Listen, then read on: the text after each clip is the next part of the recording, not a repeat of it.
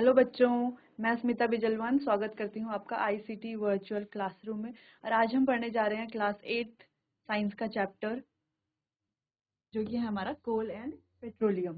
ठीक है, चलिए कोल एंड पेट्रोलियम को हम स्टार्ट कर चुके थे। यहाँ पर हमने कोल और पेट्रोलियम के बारे में हमने कोल के बारे में पढ़ लिया था और हम दो इंपॉर्टेंट चीजें पढ़ चुके थे कि हमारे एग्जॉस्टेबल और इनएग्जॉस्टेबल रिसोर्सेज। इनएग्जॉस्टेबल यानी कि जो हमारे अटूट संसाधन है, और एग्जॉस्टेबल यानी कि जो हमारे समाप्त होने वाले संसाधन है। चलिए, तो हम सबसे पहले हमने प्राकृतिक संसाधनों के बारे में पढ़ा था कि प्राकृतिक संसाधन जो है हमारे दो तरीके के होते हैं। एक तो समाप्त होने योग्य होते हैं जो, और एक हमारे जो अटूट संसाधन होते हैं। ठीक है, तो यहाँ पर हमने देख लिया था कि जो हमारे अटूट संसाधन होते हैं वो होते हैं जैसे कि हमारी क्या है, सनलाइट यानी कि सूर्य से आती हुई जो किरणें हैं, सूर्य की जो लाइट है हमारी, एयर है, वायु है, वाटर है यानी कि जो हमारा पानी है, वो क्या है हमारा, सारे ही हमारे अटूट संसाधन है। जबकि जो हमारे समाप्त होने योग्य संसाधन है, जो क्या हो सकते हैं, ह्यूमन एक्टिविटीज की वजह से यानी कि हमारी मानवों की एक्टिविटीज की वजह से क्या हो सकते हैं, समाप्त हो सकते हैं एक समय के बाद। ठीक है, तो वो हमारे फॉरेस्ट, मिनरल्स, पेट्रोलियम, कोल, ये सारी चीजें हैं। ठीक है, उसके बाद हमने जीवाश्म ईंधन के बारे में पढ़ा था। चलिए, उसके बाद हम पढ़ रहे थे कोल के बारे में कि कोल क्या होता है, हार्ड होता है। ठीक है, हार्ड स्टोन होता है। ठीक है, बहुत ही कठोर स्टोन होता है। रंग में कैसा होता है, ब्लैक होता है। ईंधन की तरह खाना बनाने में भी काम आता है। ठीक है, अब पहले के समय में ये कहाँ होता था, रेलवे इंजन को चलाने के काम भी आता था। थर्मल पावर प्लांट में इलेक्ट्रिसिटी यानी कि बिजली पैदा करने के लिए भी यूज होता था। और अगली चीज है कि कोल यूज होता था एक ईंधन की तरह इंडस्ट्रीज में। उसके बाद हमने कोल की स्टोरी पढ़ी थी कि लगभग 300 साल पहले क्या हुआ था कि जो भी हमारे वनस्पति थे, जो भी हमारे वनस्पति थे या फॉरेस्ट थे, जंगल थे, वो क्या हुआ, किसी प्राकृतिक आपदा की वजह से वो भूकंप हो सकता है, फ्लड यानी कि हमारा जो है बाढ़ हो सकती है, उसके कारण क्या हुआ, वो जमीन के अंदर मिट्टी में धस गया। धीरे धीरे क्या हुआ, उसके ऊपर और ज्यादा मिट्टी क्या हुई, डिपॉजिट होती रही और मिट्टी आती रही। मिट्टी आने की वजह से क्या हुए, वो और ज्यादा धरती में और गहराई में जा करके जाने लगे। ठीक है, कंप्रेस हो गए अंदर की तरफ और गहराई में गए।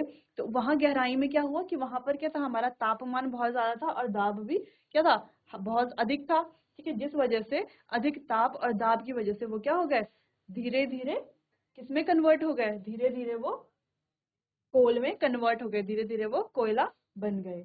ठीक है, इसी प्रोसेस को क्या बोला जाता है, कौन सी प्रोसेस, जो ये हाई प्रेशर और हाई टेम्परेचर की वजह से वो क्या होते हैं, कन्वर्ट होते हैं। जो जितनी भी हमारी वेजिटेशन है यानी कि वनस्पति है, जो कन्वर्ट होती है हाई प्रेशर और हाई टेम्परेचर की वजह से कोल में, उसी प्रोसेस को क्या बोला जाता है, कार्बनीकरण, या इंग्लिश में हम इसे बोलते हैं कार्बनाइजेशन। ठीक है, तो इसी प्रोसेस को कार्बनीकरण बोला जाता है। चलिए, उसके अलावा हमने कुछ 3 इंपॉर्टेंट पॉइंट्स पढ़े थे। उसमें से एक इंपॉर्टेंट पॉइंट ये था कि इस प्रोसेस को कार्बनीकरण बोलते हैं। दूसरा इंपॉर्टेंट पॉइंट ये था कि कोल को फॉसिल फ्यूल यानी कि जीवाश्म ईंधन भी बोला जाता है, क्योंकि ये किससे बनता है, वनस्पति के डेड रिमेन्स, वनस्पति से बनता है ना, इसीलिए इसको जीवाश्म ईंधन भी बोला जाता है। और कोल जब बर्न होता है, जब उसको हम जलाते हैं, तो क्या प्रोड्यूस करता है, क्या बनता है वहां पर हमारा कार्बन डाइऑक्साइड गैस बनती है। ठीक है, जब भी हम कोल को बर्न करते हैं तो क्या बनती है, कार्बन डाइऑक्साइड गैस बनती है। चलिए, इतना तो समझ आ गया होगा। अब हम कोक के बारे में पढ़ रहे थे, तो वो क्या है, उसकी सबसे शुद्ध फॉर्म क्या है, कोल की सबसे, कार्बन की सबसे शुद्ध फॉर्म क्या है हमारी, वो है हमारी कोक है। ठीक है,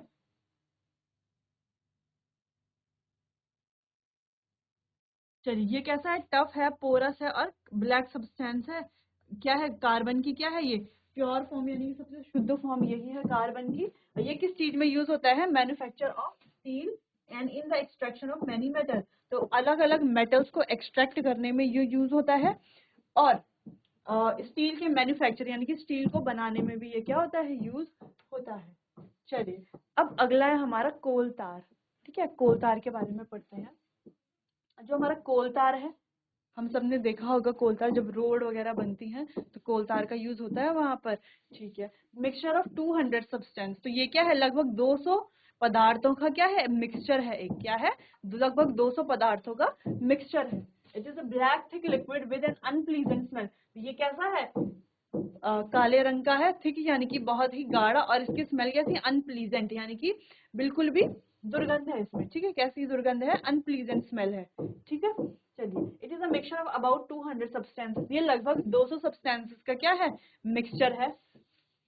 Products obtained from coal tar are synthetic drugs, synthetic dyes, drug explosive, perfumes, roofing material, paint, etc. यानी कि कोल तार से हम क्या क्या प्रोडक्ट हमें मिलते हैं, कोल तार से क्या क्या प्रोडक्ट हमें मिलते हैं, सिंथेटिक डाइज हमें मिलती हैं, ड्रग्स हमें मिलते हैं, एक्सप्लोजिव हम इससे बनाते हैं, परफ्यूम्स हम इससे बनाते हैं, पेंट हम इससे बनाते हैं। ये क्या है, कुछ चीजें हैं जो हमें कोल तार से मिलती हैं। अगला, naphthalene balls are use to repel moth and other insect. जो हमें पता है, जो हमारे नेप्थलीन बॉल्स होती हैं, नेप्थलीन बॉल यानी कि जो हमारे कपूर होता है, क्या होता है, कपूर, नेप्थलीन बॉल्स यानी कि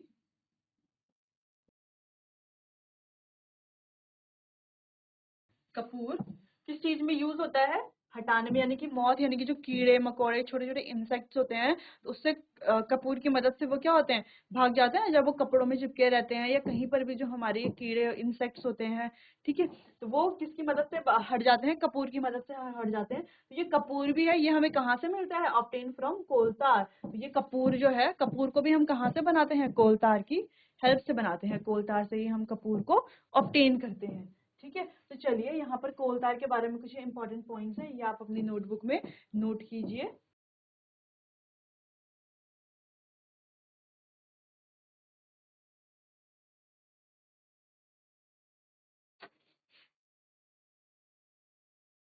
चलिए, तो यहाँ पर हम समझ गए कि कोल तार क्या होता है, ब्लैक होता है, काले रंग का, गाढ़ा, और कैसा होता है, उसकी सुगंध कैसी होती है, अप्रिय सुगंध होती है, ठीक है, ठीक है। और ये क्या है हमारा 200 से 200 सब्सटेंस, लगभग 200 सब्सटेंस का क्या है, 200 पदार्थों का मिश्रण है, ठीक है। तो इससे क्या क्या प्रोडक्ट हमें मिलता है, क्या क्या प्रोडक्ट हमें मिलता है सिंथेटिक, इससे कोलतार से। पहला है सिंथेटिक डाई, जो सिंथेटिक रंग हमारे होते हैं, ठीक है। दूसरा है जो हमारे ड्रग्स होते हैं, एक्सप्लोजिव यानी कि जो हमारे विस्फोटक होते हैं, परफ्यूम्स होते हैं हमारे, रूफिंग मटेरियल यानी कि छत के लिए जो मटेरियल्स होते हैं वो हमारे इससे बनते हैं, पेंट हमारे जो होते हैं वो सब किससे हमें मिलते हैं, कोल तार से हमें मिलते हैं। यहाँ तक कि जो हमारे नैप्थलीन बॉल यानी कि जो हमारा कपूर होता है, वो भी हमें कहाँ से मिलता है, कोल तार से मिलता है। और कपूर किसको हटाने के काम आता है, यानी कि ये जो यहाँ पर लिखा है, moths and other insect, moth यानी कि पतंगे और कीड़े जो भी हमारे होते हैं, तो उनको हटाने के काम आता है ना हमारा नैप्थलीन बॉल्स, ठीक है। तो ये भी यानी कि कपूर, नैप्थलीन बॉल भी हमें कहाँ से मिलता है, कोल तार से मिलता है, ठीक है। तो ये आपने लिख लिया होगा। आगे देखते हैं, कोल गैस, ठीक है। चलिए, तो पीछे हमने क्या देखा था कि कोल से क्या बनता है, कोक बनता है कोल से, यानी कि कोयले से हम कोक बनाते हैं, ठीक है, कोक बनाते हैं। तो जब कोयले से कोक बनाते हैं, तो ये जब प्रोसेस हो रही होती है, इस दौरान हमें क्या मिलती है, कोल गैस मिलती है, ठीक है। तो यही यहाँ पर लिखा हुआ है, coal gas is obtain during the processing of coal to get coke, यानी कि जब हम कोल से कोक बना रहे होते हैं, उस दौरान हमें क्या मिलता है, कोल गैस हमें उसी दौरान मिलती है, ठीक है। अब कोल गैस यूज किस काम आती है, किस काम आती है वो, it is use as a fuel in many industries, बहुत सारी इंडस्ट्रीज में ईंधन की तरह वो यूज होती है, situated near the coal processing plant, ठीक है, जहां पर कोल गैस से कोक बनाई जाती है, उन प्लांट्स में वो फ्यूल की तरह काम आती है, ठीक है। उन प्लांट्स में और उनके नजदीकी जो इंडस्ट्रीज होती है, वहां पर वो फ्यूल बनाने के फ्यूल के रूप में काम आती है, ठीक है, ईंधन के रूप में काम आती है अलग अलग इंडस्ट्रीज में। चलिए, तो इतना आप समझ गए होंगे कोल गैस हमें कैसे मिलती है, जब कोल से कोक बन रहा होता है, उस दौरान उसकी प्रोसेसिंग में हमें कोल गैस मिलती है। और कोल गैस किस काम आती है, कोल गैस ईंधन की तरह अलग अलग बहुत सारी इंडस्ट्रीज में यूज होती है, ठीक है। कैसी इंडस्ट्रीज में यूज होती है, जो इंडस्ट्रीज कहाँ रहती हैं, जो इंडस्ट्रीज प्रोसेसिंग प्लांट, कोल प्रोसेसिंग प्लांट के आसपास जो इंडस्ट्रीज रहती है, वहीं हमारी ये कोल गैस फ्यूल के काम आती है, ठीक है। चलिए, तो कोल गैस के बारे में इतना ही, इसे आप अपनी कॉपी में नोट कीजिए।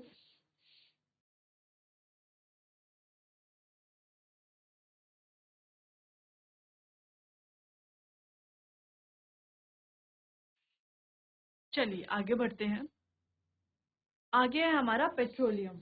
ठीक है, अब कोल के बारे में हम पढ़ चुके हैं, कोल की स्टोरी हम देख चुके हैं। और कोल से क्या क्या हमें मिलता है, कोल गैस मिलता है, कोक मिलता है।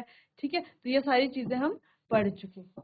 चलिए, अब पेट्रोलियम की बारी है। तो पेट्रोलियम से ही हमें पेट्रोल मिलता है। ठीक है, तो petrol is use as a fuel in light automobile such as motorcycle, scooter and car. तो हमको पता है कि जो पेट्रोल है वो हमारा ईंधन की तरह काम आता है। किसे चलाने में काम आता है, ईंधन की तरह। जो हमारी मोटरसाइकिल, स्कूटर, कार, ये चीजें होती है, यहाँ पर हमारा पेट्रोल काम आता है। ठीक है, heavy motor vehicles like truck and tractor run on diesel. और जो भारी मोटर व्हीकल्स होते हैं, ठीक है, जैसे कि हमारे ट्रक हैं, ट्रैक्टर हैं, इनमें क्या काम आता है, इनमें हमारा डीजल काम आता है। ईंधन की तरह डीजल काम। यहाँ पर हमारे पेट्रोल यानी कि जो लाइट ऑटोमोबाइल्स हैं, जैसे कि हमारा साइकिल, इस मोटरसाइकिल, स्कूटर, कार, इन चीजों में पेट्रोल हमारा यूज होता है। और जो हमारे हैवी मोटर व्हीकल्स हैं, जैसे कि हमारा ट्रक, ट्रैक्टर, वहां पर हमारा डीजल काम आता है। ठीक है, petrol and diesel are obtain from natural resource called petroleum. तो जो हमारा पेट्रोल और डीजल है, दोनों ही हमारे प्राकृतिक संसाधन हैं। और किससे मिलते हैं, हमें पेट्रोलियम से मिलते हैं। किससे मिलते हैं, जो हमारा प्राकृतिक संसाधन है पेट्रोलियम, उससे हमें हमारा पेट्रोल और डीजल मिलता है। ठीक है, यानी कि पेट्रोल और डीजल से, पेट्रोलियम से क्या मिलते हैं हमें, पेट्रोल और डीजल। ठीक है, चलिए, पेट्रोल और डीजल कहाँ से मिलता है, हमें पेट्रोलियम से मिलता है। यानी कि पेट्रोल हमारे किस चीज में काम आते हैं, जो हमारी क्या होती है, लाइट ऑटोमोबाइल, जैसे कि कार, स्कूटर, ये चीजें। और डीजल जो हमारी हैवी ऑटोमोबाइल्स होती हैं, जैसे कि हमारा ट्रक है, ट्रैक्टर है, ये चीजें। ठीक है, चलिए, अब फॉर्मेशन ऑफ पेट्रोलियम। अब पेट्रोलियम का फॉर्मेशन कैसे हुआ, जैसे हमने कोल की स्टोरी पढ़ी थी ना, कि कोल कैसे फॉर्म हुआ, कि 300 मिलियन साल पहले क्या हुआ था। ठीक है, किस तरीके से हाई प्रेशर और हाई दबाव और उच्च प्रेशर और उच्च तापमान की वजह से किस तरीके से हमारा जो है जो वनस्पति थी, मृत वनस्पति थी, वो किस तरीके से कोल में कन्वर्ट हो गई। अब हमें यहाँ पर पेट्रोलियम का फॉर्मेशन पढ़ना है कि कैसे पेट्रोलियम फॉर्म हुआ। चलिए, petroleum was form from organism living in the sea. तो पेट्रोलियम बनता किससे है, उन ऑर्गेनिज्म से बनता है जो कहाँ रहते हैं, समुद्र में रहते हैं। जो ऑर्गेनिज्म कहाँ रहते हैं, समुद्र में रहते हैं। ठीक है, एज दीज ऑर्गेनिज्म डाइड, जब ये ऑर्गेनिजम्स क्या हो जाते हैं, मर जाते हैं, इनकी जो डेड बॉडीज होती है, इनकी क्या होती है, डेड बॉडीज होती हैं, वो समुद्र के बॉटम यानी कि तल में क्या हो जाती है, चली जाती है, and got covered with layers of sand and clay. और उसके ऊपर क्या हो जाती है, बहुत सारी मिट्टी, ठीक है, और रेत और क्ले क्या हो जाती है, आ जाती है। फिर ओवर मिलियंस ऑफ ईयर्स, यानी कि मिलियंस ऑफ ईयर्स के बाद क्या होता है, वहां पर हवा तो होती नहीं है ना, एयर की क्या होती है, एब्सेंस होती है। उच्च तापमान होता है, उच्च दबाव होता है, जिस कारण वो जो हमारे डेड ऑर्गेनिज्म है, यानी कि मृत क्या है, जीव है, वो किस में कन्वर्ट हो जाते हैं, पेट्रोलियम में और नेचुरल गैस में, यानी कि प्राकृतिक गैस में कन्वर्ट हो जाते हैं। ठीक है, चलिए, समझे आप लोग इतना।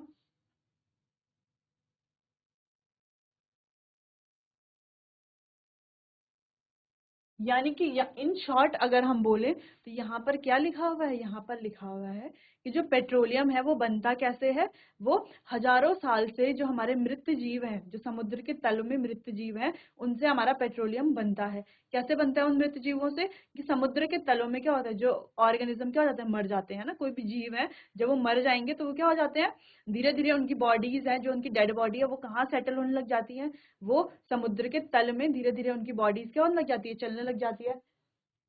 अगर हम कहें ये हमारे पास समुद्र है, ठीक है, तो ये है समुद्र का तल, बॉटम यानी कि सबसे नीचे, है ना। तो अगर कोई ऑर्गेनिज्म, यहाँ पर कोई ऑर्गेनिज्म है, ठीक है, प्लांट्स हैं, ठीक है, अलग अलग क्या है, ऑर्गेनिजम्स हैं, ठीक है, अलग अलग ऑर्गेनिज्म है। तो जब ये मर जाएंगे, ठीक है, जब यानी कि ये मृत हो जाते हैं, तो इनका जो मृत शरीर है वो कहाँ, बॉटम में जाकर के सेटल हो जाता है। ठीक है, यहाँ पर बॉटम में आ जाता है सबसे नीचे। तो जो बॉटम में आ जाएगा तो उसके ऊपर क्या होगा, बहुत सारी मिट्टी, ठीक है, क्ले, सैंड, रेत, ये सारी चीजें क्या होती है, उसके ऊपर जमा होती रहती हैं। तो उसके ऊपर लेयर बनती रहती है, जमा होती रहेंगी उसके ऊपर। ठीक है, चलिए, ये इस तरीके से जमा होती रहती है और उसके ऊपर क्या बनाती रहती है, लेयर बनाती रहती है। तो जब यहाँ पर इसके ऊपर ये मिट्टी रेत ये चीजें जमा होती रहती हैं तो यहाँ पर क्या हो जाती है, एयर नहीं जा पाती, यानी कि वायु क्या हो जाती है, अनुपस्थित हो जाती है, एब्सेंस ऑफ एयर।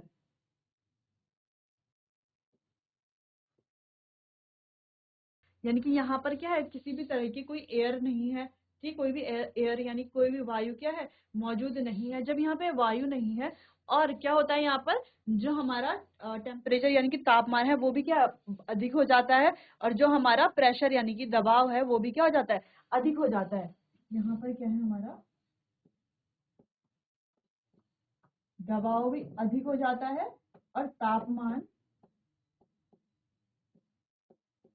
अधिक हो जाता है, ठीक है, दबाव भी अधिक हो जाता है, तापमान भी अधिक हो जाता है। और एयर क्या जाती है, एयर तो रहती नहीं है, हवा यानी कि वायु तो यहाँ पर रहती नहीं है। इस कारण धीरे धीरे ये जो मृत जीव होते हैं वो किस में कन्वर्ट हो जाते हैं, किस में तब्दील हो जाते हैं, धीरे धीरे वो क्या बन जाते हैं, पेट्रोलियम बन जाते हैं, ठीक है। तो इसी को पेट्रोलियम बोला जाता है। तो ये प्रोसेस आप समझ गए होंगे किस तरीके से ये प्रोसेस होती है, ठीक है। चलिए, इससे अगर आपको कोई क्वेश्चन है या आपको कहीं पे समझ नहीं आया तो आप पूछ सकते हैं, ठीक है। चलिए, अब आप इसको नोट कीजिए जो भी हमने यहाँ पर पढ़ा है। कहीं पर अगर आपको समझ नहीं आया कि कैसे पेट्रोलियम का फॉर्मेशन होता है तो आप मुझसे पूछ सकते हैं।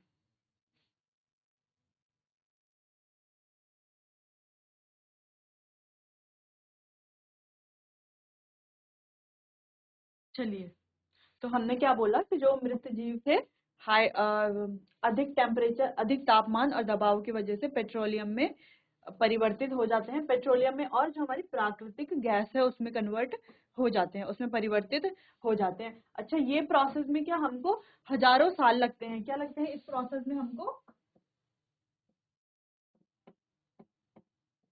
हजारों साल लग जाते हैं, ठीक है।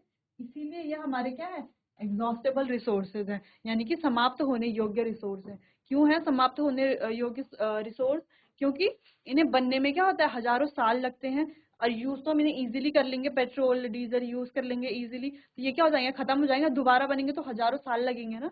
तो बीच में जो जनरेशन होगी उनको तो पेट्रोल डीजल ये चीज देखने को नहीं मिलेगी ना। इसीलिए हमें क्या है, जो हमारे कोल है या पेट्रोलियम है, नेचुरल गैस है, इन चीजों को लिमिटेड अमाउंट में ही यूज करना चाहिए, कम से कम हम इसका यूज कर सके तो कम से कम हमें इसका यूज करना चाहिए, ठीक है।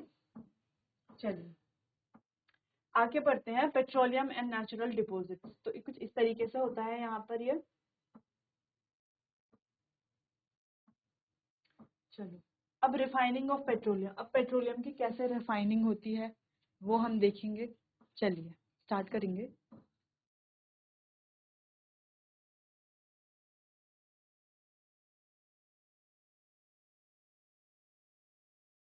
चलिए, तो अब रिफाइनिंग देखते हैं किस तरीके से इसको रिफाइन किया जाता है पेट्रोल को।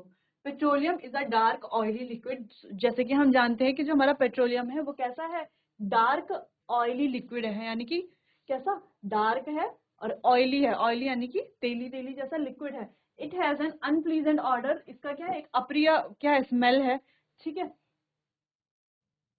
It is a mixture of, तो ये किस चीज का मिक्सचर है, विभिन्न घटकों का ये मिक्सचर है, ठीक है। ये क्या है, विभिन्न घटकों का मिश्रण है। तो क्या क्या इसमें जो घटक हैं, क्या क्या इसके कॉन्स्टिट्यूएंट है, क्या क्या है, एक तो इसमें क्या है, पेट्रोलियम गैस है, पेट्रोल है, डीजल है, लुब्रिकेटिंग ऑयल है यानी कि चिकनाई वाला तेल है, ठीक है। और अगला हमारा पैराफिन वैक्स यानी कि पैराफिन मोम है। तो ये सारे क्या है, इसके विभिन्न घटक हैं जो इसमें प्रेजेंट है, जो इसमें मौजूद हैं, ठीक है।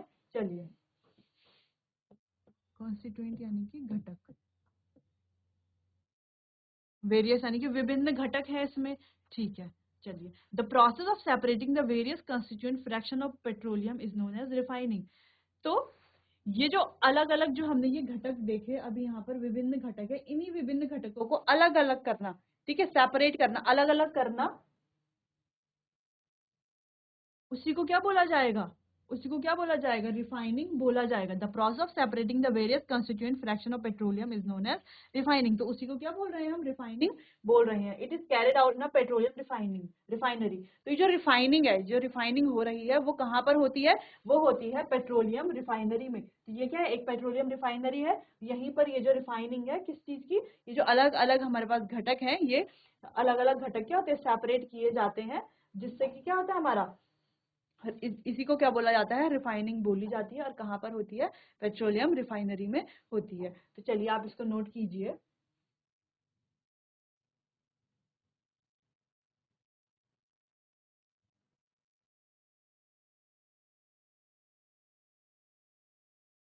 चलिए यहाँ पर हमने देख लिया कि कैसे हम ये जो अलग अलग घटक हैं हमारे पास, विभिन्न घटक हैं, उनको कैसे हम सेपरेट करते हैं, उसी को रिफाइनिंग बोला जाता है। और ये रिफाइनिंग जो है हमारी पेट्रोलियम रिफाइनरी में की जाती है। ठीक है, इंडिया में बहुत सारी, हमारे देश में क्या है, बहुत सारी अलग अलग क्या है, रिफाइनरीज हैं। ठीक है, पेट्रोलियम रिफाइनरीज अलग अलग जगह में मौजूद है, अलग अलग पेट्रोलियम रिफाइनरीज है। चलिए, अब हमारे पास पेट्रोलियम के क्या क्या कॉन्स्टिट्यूएंट यानी कि क्या क्या घटक हैं, अलग अलग हैं। जैसे कि पहला हमारा एलपीजी। अच्छा, एलपीजी को हम कहाँ पर यूज करते हैं, कहाँ पर यूज करते हैं हम एलपीजी को, एलपीजी को हम अपने घरों में यूज करते हैं। जो हमारे लिक्विफाइड पेट्रोलियम गैस है उसको हम अपने घरों में यूज करते हैं खाना बनाने के लिए। जो सिलेंडर के अंदर जो ईंधन होता है, ठीक है, ईंधन फॉर होम एंड इंडस्ट्री, यानी कि घरों के लिए और इंडस्ट्रीज के लिए ईंधन की तरह ये काम आता है। ठीक है, जो हमारे जो सिलेंडर्स होते हैं उनमें क्या होता है, ये एलपीजी गैस ही प्रेजेंट होती है। ठीक है, ये एलपीजी गैस ही मौजूद होती है। अगला हमारे पास पेट्रोल है। तो पेट्रोल को तो हम जानते हैं कि मोटर फ्यूल है, ड्राई क्लीनिंग के लिए भी यूज किया जाता है सॉल्वेंट की तरह। ठीक है, और क्या है, सबसे इंपॉर्टेंट पॉइंट क्या है, मोटर फ्यूल है ये, यानी कि मोटर को चलाने के लिए एक ईंधन का काम करता है। ठीक है, अगला हमारा कैरोसिन है। तो कैरोसिन को भी जानते हैं हम, कैरोसिन यानी कि जो हमारा मिट्टी का तेल होता है।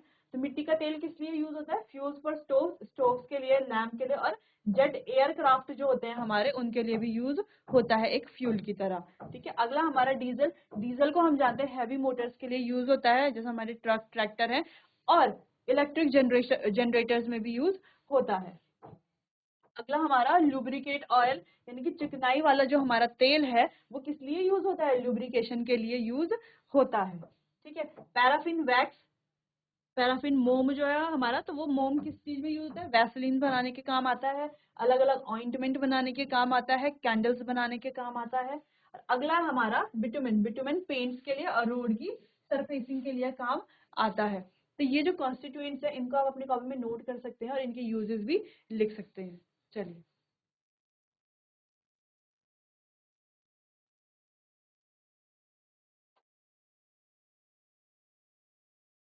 चलिए अब नेचुरल गैस के बारे में पढ़ते हैं, यानी कि जो हमारी प्राकृतिक गैस है, is a very important fossil fuel. तो ये क्या है, जो नेचुरल गैस है हमारी, वो क्या है, बहुत ही इंपॉर्टेंट फॉसिल फ्यूल है, यानी कि जीवाश्म ईंधन है। Because it is easy to transport through pipes, क्योंकि ये पाइप्स के थ्रू भी क्या हो जाती है, ट्रांसपोर्ट हम इसको कर सकते हैं, है ना। इसको ले जाने के लिए, इसको ट्रांसपोर्ट करने, एक जगह से दूसरी जगह पहुंचाने के लिए ज्यादा मेहनत नहीं करनी पड़ेगी। इसको हम पाइप्स के थ्रू भी एक जगह से दूसरी जगह क्या कर सकते हैं, पहुंचा सकते हैं। इसीलिए क्या है, ये ट्रांसपोर्ट करने के लिए इजी है, और क्या है, बहुत ही इंपॉर्टेंट फॉसिल फ्यूल है। ठीक है, चलिए, natural gas is also use as a starting material for the manufacture of a number of chemicals and fertilisers. ठीक है, तो ये अलग अलग, तो जो हमारी नेचुरल गैस है वो क्या करती है, नंबर ऑफ केमिकल्स, अलग अलग केमिकल्स और फर्टिलाइजर्स को मैन्युफैक्चर करने के, यानी कि बनाने के काम भी आती है। ठीक है, तो जो जितने भी हमारे अलग अलग तरह के क्या होते हैं, केमिकल्स होते हैं, फर्टिलाइजर्स होते हैं। ठीक है, फर्टिलाइजर यानी कि जो हमारी खाद होती है, अलग अलग तरह की खादें होती हैं। ठीक है, तो उसमें बनाने में ये काम आती है जो हमारी नेचुरल गैस है। अगला, in India natural gas have been found in Tripura, Rajasthan, Maharashtra and in the Krishna Godavari delta. तो भारत में नेचुरल गैस त्रिपुरा में, राजस्थान में, महाराष्ट्र में और कृष्ण गोदावरी डेल्टा में भी हमें पाई जाती है। ठीक है, तो ये था हमारा नेचुरल गैस के बारे में। नेचुरल गैस को आप पढ़िए और इसके बारे में ये नोट कीजिए अपनी कॉपी में।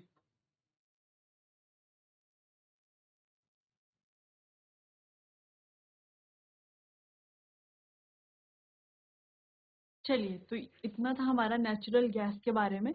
अगला, कि जो पेट्रोल है, डीजल है, इसको हम कैसे कंजर्व कर सकते हैं, कैसे इसको बचा सकते हैं, है ना। कैसे इसको हम कंजर्व कर सकते हैं या बचा सकते हैं, ताकि फ्यूचर के लिए भी हम इसको यूज कर सकें। अगर हम इसका एक्सेस यूज करेंगे या ज़्यादा यूज करेंगे तो ये तो खत्म हो जाएगा ना जल्दी, ठीक है, क्योंकि इसको बनने में हजारों साल लगते हैं, ठीक है। तो अगर जल्दी खत्म नहीं करना है तो हमें इसे कंजर्व करना सीखना पड़ेगा। तो भारत में जो पीसीआरए है, पीसीआरए यानी कि पेट्रोलियम कंजर्वेशन रिसर्च एसोसिएशन है, उन्होंने लोगों को सलाह दी है कि कैसे उनको क्या करना चाहिए, ड्राइविंग के दौरान जो हमारा पेट्रोल डीजल है उसको कैसे हम बचा सकते हैं, सेव कर सकते हैं। तो कुछ सलाह उन्होंने दी है यहाँ पर कि drive at a constant and moderate speed as far as possible, यानी कि एक मध्यम और स्थिर गति में क्या करना है, हमें अपने जो वाहन है हमको उसको ड्राइव करना है, ताकि क्या हो, स्पीड तेज ना हो, और स्पीड यानी कि मॉडरेट होनी चाहिए, ठीक है, स्थिर होनी चाहिए और कांस्टेंट होनी चाहिए, ठीक है।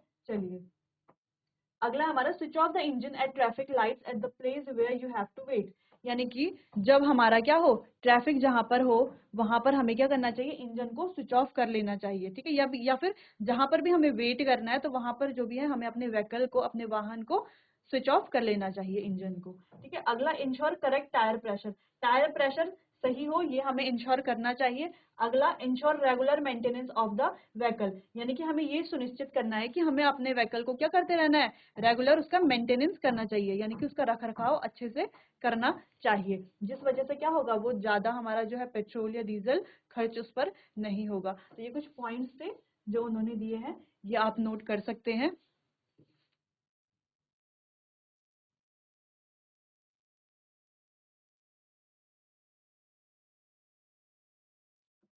चलिए, तो पीसीआरए द्वारा कुछ दिए गए जो हमारे कुछ सलाह है वो कुछ इस तरीके से थे जो हमने पढ़ लिए हैं। उम्मीद है आपको समझ आया होगा।